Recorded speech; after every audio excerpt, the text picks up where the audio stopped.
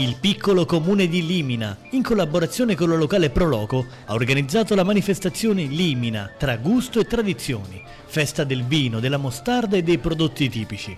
L'attività mira a promuovere e valorizzare le realtà produttive del territorio siciliano. Durante la manifestazione tutti i partecipanti hanno degustato vari prodotti tipici. È un dolce tipico o autunnale perché si fa con il mosto. Questo stand prepariamo le arepas. Hanno assistito alla preparazione di mostarda ed apprezzato la sua bontà.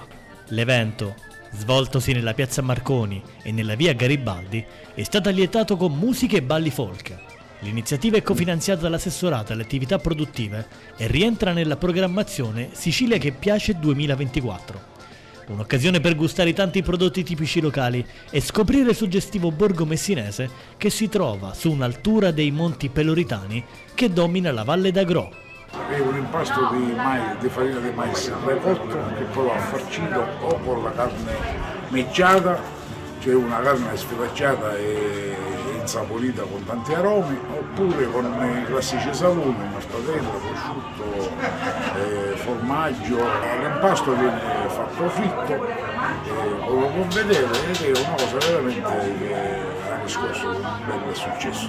Il mosto, l'ingrediente base è il mosto certamente, e poi abbiamo l'amido, poi abbiamo le spezie che sono la cannella tritata, qui la vediamo intera, sì. E poi abbiamo i chiodi di garofano, la frutta secca che può essere, qui abbiamo le mandorle tritate e poi messe pure all'interno, si può variare con le noccioline, si può fare con le noci, come si vuole, diciamo. Si può fare con il mosto di qualunque uva? Sì, qualunque. Noi per ora abbiamo il mosto sia quello più rosso, che è fatto dall'uva rossa, e poi abbiamo quello più sbiadito che si può vedere qua, più bianco, più rosé diciamo, che è fatto col mosto d'uva sia bianca che rossa. In verità non siamo molto avvezzi a questo tipo di attività. In quanto onestamente ci siamo cimentati nel passato, quando io fui sindaco dal 2005 al 2015, che pure ci siamo attrezzati bene in quel momento e ci siamo pure abbiamo fatto un buon risultato. A un certo punto poi arriva una sorta di alluvione, ci siamo scoraggiati. Quella di quest'anno c'è la stagione, mi riferisco al terzo appuntamento per quanto riguarda queste sagre, queste attività.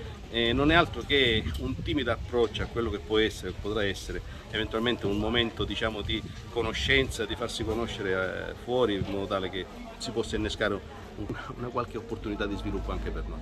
Ecco, quando nasce l'idea di fare questa manifestazione in questo periodo dedicata poi a due prodotti tipici, il vino e la mostarda, di questo periodo autunnale? Ma questa è stata occasionale, diciamo, come idea? Sì, come idea, sì, perché diciamo con l'aiuto di alcuni buoni amici veniamo costantemente sollecitati, sai, presenta questa domanda, presenta questa istanza, sono molto più addestrate e più addentro rispetto a noi, quindi noi ci siamo fatti un po' guidare. Devo dire che siamo al terzo appuntamento, abbiamo raggiunto ottimi risultati, abbiamo fatto la ricotta a maggio, poi in piena estate la promozione di alcuni prodotti tipici nostri. Adesso siamo arrivati al momento, diciamo, della vendemmia del vino e quindi della mostarda e del mosto, e come amministrazione è delegato la Proloco, che come sempre facciamo per queste attività e non solo per queste ma anche per altre, perché altrimenti l'amministrazione da sola non ce la potrebbe fare.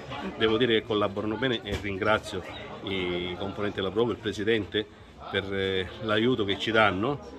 E niente, sono cose da calendario, un convegno, c'è stato poi, diciamo, l'arrivo di un carretto siciliano, qualcosa di voluttuario pure gruppi folcloristici, insomma si cerca di coniugare un po' il gusto, le tradizioni, insomma, e quelle che sono le nostre origini, la nostra identità culturale.